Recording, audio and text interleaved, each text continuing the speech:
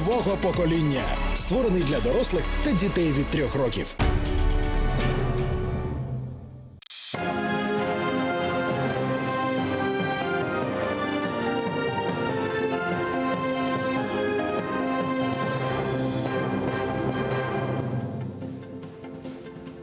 Середа, 1 листопада, 12 на годинниках. Час новин на АТР. В студії Маргарита Потапова.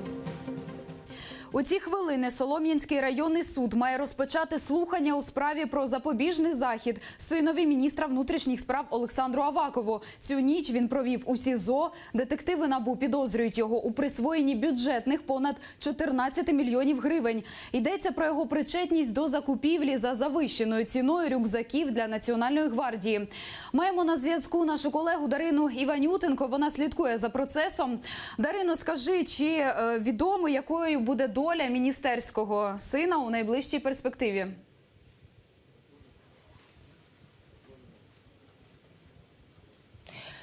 Сина міністра внутрішніх справ Олександра Авакова ще не доставили до суду. Немає в суді її екс-заступника міністра внутрішніх справ Сергія Чоботаря. Тут в коридорі знаходяться люди в камуфляжі. Вони представлятися відмовляються. Нам в судовій канцелярії повідомили, що справа про розкрадання Олександром Аваковим та екс-заступником міністра Сергія Чоботаря навіть не надійшла до суду. Що ж вимагає сторона обвинувачення Національне антикорупційне бюро? Прошу послухати пряму мову. Детективами було направлено прокурором на погодження клопотання про обрання запобіжного заходу тримання під вартою з альтернативною внесення відповідних застав усім 3 учасникам, усім 3 підозрюваним. Підозрювана антикорупційна прокуратура буде просити тримання під вартою для всіх 3 з альтернативою внесення застави по 5 мільйонів для колишнього заступника міністра внутрішніх справ та ще одної особи і 4 мільйони для підприємця, який начебто виготовляв ці рюкзаки. Тобто загальна сума застави на 3 складає 14 мільйонів. Це та сума збитків, яку детективи інкримінують у вказаному провадженні.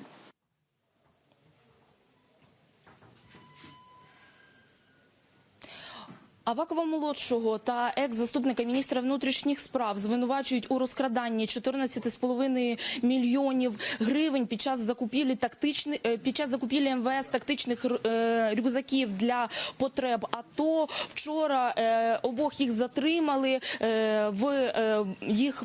в помешканні Олександра Авакова. Вчора НАБУ провело обшук. Говорять, що вчора затримали і очільника компанії, яка виграла тендер на закупівлю цих рюкзаків, Володимира Литвина. Сьогодні його з Харкова мають доставити в Київ. Ми будемо залишатися тут та розкажемо вам більше у наступних випусках «Заман». Дякую. Це була Дарина Іванютенко з Солом'янського районного суда, де повинні слухати справу та обирати запобіжний захід для Олександра Авакова. Чи досі невідомо, чи розпочнеться судове засідання. Проте ми бачили дуже багато там військових. Перший прийшов. Печерський райсуд обрав запобіжний захід для Владислава Каськіва, керівника Держагентства з інвестицій та управління національними проектами часів Януковича. Його звинувачують у заволодінні 7,5 мільйонів державних грошей. Екс-чиновник надав довідку про те, що відшкодував державі суму збитків. Незважаючи на це, суд арештував Каськіва на 2 місяці досудового слідства. Правда, із правом застави в нього забрали закордонні паспорти. У 2016-му Київ оголосив Каськіва у розшук. Того ж року його затримали панамські правоохоронці. Тамтешній суд затримав його і призначив заставу у $600 тисяч. Екс-чиновник цю суму заплатив і попросив у Панами політичного притулку. Країна відмовила і на запит Києва екстрадувала його на батьківщину. Каськів до Києва прибув сьогодні уночі. І це перший випадок, коли іноземці віддають нам колишніх чиновників, яких запідозрюють у фінансових злочинах. Всі 3 пункти пропуску на кордоні з Кримом відновили роботу у штатному режимі. Напередодні підконтрольна Кремлю окупаційна влада закрила переходи на Чонгарі, Каланчаку і Чаплинці з 1 години ночі до 11 ранку. Держприкордонслужба України підтвердила цю інформацію. Причини призупинення роботи пунктів пропуску невідомі, заявили у відомстві. Нам невідомо, з чим це пов'язано. Ми не підтримуємо жодних зв'язків з представниками країни-окупанта на півострові. В той же час така ситуація, що повністю не здійснювався пропуск. Вона зберігалася з часу ночі десь до 10 години 30 хвилин. І о 10:30 окупанти відновили пропуск на усіх 3 КПВ. Щоправда, пропуск на даний момент здійснюється вкрай повільно, але він є. У справі свідка обшуків в Бахчисараї призначили експертизу. Шевкет Разаков залишається в статусі підозрюваного. Про це йому повідомили під час зустрічі зі співробітником так званого слідчого комітету по Бахчисараю. За словами адвоката Мамета Мамбетова, за результатами експертизи буде складено обвинувальний акт. Шевкет Разаков є свідком обшуків в Бахчисараї в квітні цього року. У жовтні проти нього порушили кримінальну справу. Слідство вважає, що Разаков плюнув в одного зі співробітників так званої поліції.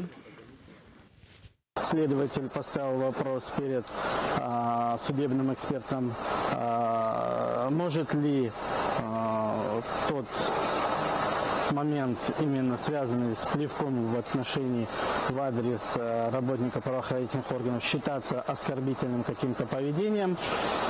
И второй момент, который вопрос поставлен перед судебным экспертом, криминалистом, это портретная экспертиза. Оновлений український проект резолюції щодо прав людини в окупованому Криму вже отримав беззаперечну підтримку понад 3 десятків країн, які стали його співавторами. Про це заявив речник постійного представництва України при ООН Олег Ніколенко. Напередодні офіційний Київ вніс цей документ у 3-му комітеті Генеральної асамблеї ООН. І як прогнозує український дипломат, голосування резолюції комітеті відбудеться всередині листопада. А вже в грудні її винесуть на розгляд Генеральної асамблеї. Попередню кримську резолюцію України ООН прийняла наприкінці минулого року переважною більшістю голосів. За виступили 70 країн-членів організації. Сьогодні у Нью-Йорку делегація України внесла до секретаріату 3-го комітету Генасамблеї проект оновленої резолюції по Криму. Наразі співавторами документа виступили 34 країни. І в ньому, зокрема, міститься вимога до Росії виконати рішення Міжнародного суду ООН щодо скасування заборони меджлісу кримсько-татарського народу. Світ має більше дізнатися про переслідування російськими окупантами кримських татар. Це собі за мету ставить МЗС і запускає інформаційну кампанію «Criminals Bleeding». Про її старт напередодні заявив міністр закордонних справ Павло Клімкін. За його словами, поруч з оновленою резолюцією ООН по Криму, ця кампанія має стати ще одним потужним інструментом України на шляху деокупації Криму. Адже в центрі її уваги будуть долі кримчан, які з гідністю протистоять репресіям та утискам з боку російського окупаційного режиму. І першим в рамках цієї інформаційної кампанії свою історію розповів заступник глави Меджлісу Ахтем Чийгоз, звільнений після 3 років перебування у Сімферопольському СІЗО. Це кампанія для того, щоб показати, що реально відбувається на території окупованого Криму, де ніхто не почуває себе в безпеці, де арешт загрожує кожному, хто є проукраїнським, де заборонена освіта українською, де заборонений меджліс, де знову відбувається призов в злочинні російські збройні сили.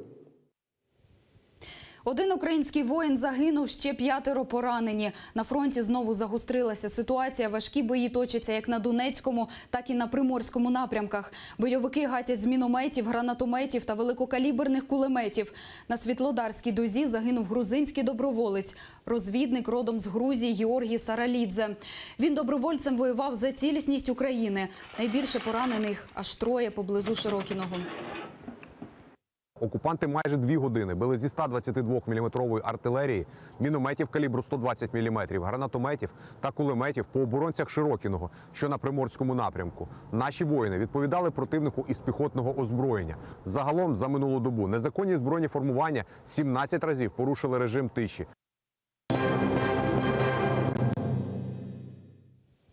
Теракт у Нью-Йорку. Вантажний пікап в'їхав у натовп.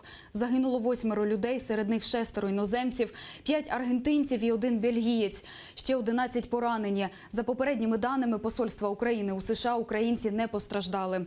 Це найкривавіший теракт після трагедії 11 вересня. Детальніше в сюжеті. Стався на Манхеттені неподалік меморіалу Всесвітнього торгового центру. Уродженець Узбекистану наїхав на орендованій автівці на велосипедну доріжку, позбивав людей і врізався у шкільний автобус. Коли він в'їхав у шкільний автобус, було видно, що людей всередині травмовано. Цей чоловік вискочив з машини, сам він був досить великий, в руках пістолет і побіг по вулиці. Один із поліцейських поранив нападника. Зараз він шпиталізований і під вартою. У нього вилучили пістолет для пейнтболу та невогнепальну зброю. І спираючись на ту інформацію, що вже є, ми можемо стверджувати, що це був акт тероризму. Нападник – 29-річний Сайфулло Хабібулаєвич Саїпов. 2010 року він легально залишився у США. Колишні сусіди підозрюваного кажуть, він працював водієм вантажівки. Президент США Дональд Трамп заявив, трагедія у Нью-Йорку схожа на атаку дуже хворої та несамовитої людини. Утім, скасовувати традиційну ходу на Хеллоуін у центрі Нью-Йорка не стали. За непідтвердженими даними, поліція знайшла свідчення причетності зловмисника до ІДІЛ. Нагадаємо, протягом останніх 1,5 року у Європі сталося кілька схожих терактів із наїздами автівок на людей. За всі взяла відповідальність Ісламська держава. Олена Шустова, Заман, АТР. У Німеччині попередили масштабний теракт. Про це повідомив напередодні міністр внутрішніх справ цієї країни Томас де Мез'єр. Готував теракт 19-річний сирієць. Його затримали на півночі Німеччини. За даними поліції, він планував застосувати вибухівку, щоб уразити якомога більше людей. Хімікати для створення бомби на дистанційному управлінні чоловік почав закуповувати у липні. За даними голови німецької МВС, загроза ісламістського тероризму Україні досі залишається високою. За нашими даними, молодик не був пов'язаний із жодною міжнародною терористичною організацією, але слідство ще може довести протилежне.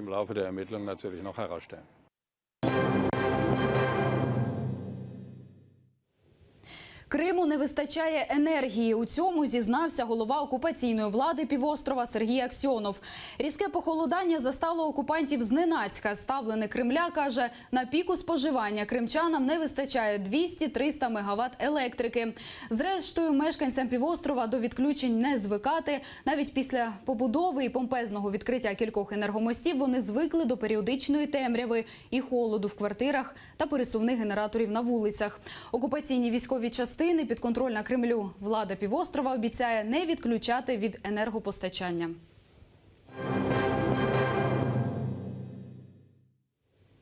В Україні посилюють антитерористичний і контррозвідувальний режим. Таке доручення СБУ, поліції, прикордонникам дав секретар РНБО Олександр Турчинов. Причиною стали останні терористичні акти і розстріл народної героїні України Аміни Окуєвої. В усіх цих атаках Олександр Турчинов вбачає російський слід. Терористичні акти, диверсії, зухвалі вбивства, провокування масових безладів – усі ці події, що сталися останнім часом в Україні, пов'язані з впровадженням спецслужбами Російської Федерації активної фази плану щодо дестабілізації внутрішньополітичної ситуації в державі. Аміну Окуєву поховали вчора без публічного прощання. На цьому настояла її мати. Вона також повідомила, що донька склала заповіт, в якому вказала місце, де б вона хотіла бути похованою. Аміну Окуєву застрелив невідомий кілер позавчора. Машину, в якій їхала колишній боєць батальйону «Київ-2» зі своїм чоловіком Адамом Осмаєвим, розстріляли автоматною чергою. Аміна загинула, а куля влучила їй у голову. Адам відбувся пораненням у ногу. К сожалению, сейчас у нас не обошлось без потерь, без жертвы патриота настоящего, искренне, который любил и Украину, и Чечню.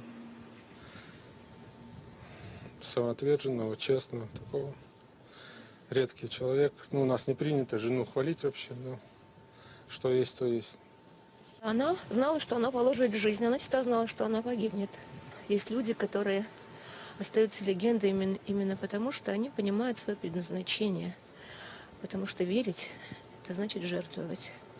Она верила и жертвовала. И она показала пример, что такое любить Украину. У листопаді до Верховної Ради буде внесено законопроект про захист свідків, який назвуть ім'ям загиблої Аміни Окуєвої. Про це на своїй сторінці у соцмережі написав народний депутат, член колегії МВС Антон Геращенко. На сьогодні захистом займаються розрізнені підрозділи поліції і СБУ. Це ніколи не було пріоритетом в їхній роботі. І це страшна правда, за яку заплачено кров'ю Аміни. І це все, що встигаємо розповісти на цю мить. Наступний випуск «Заман» не пропустіть вже менш ніж за годину. Залишайтеся з АТР.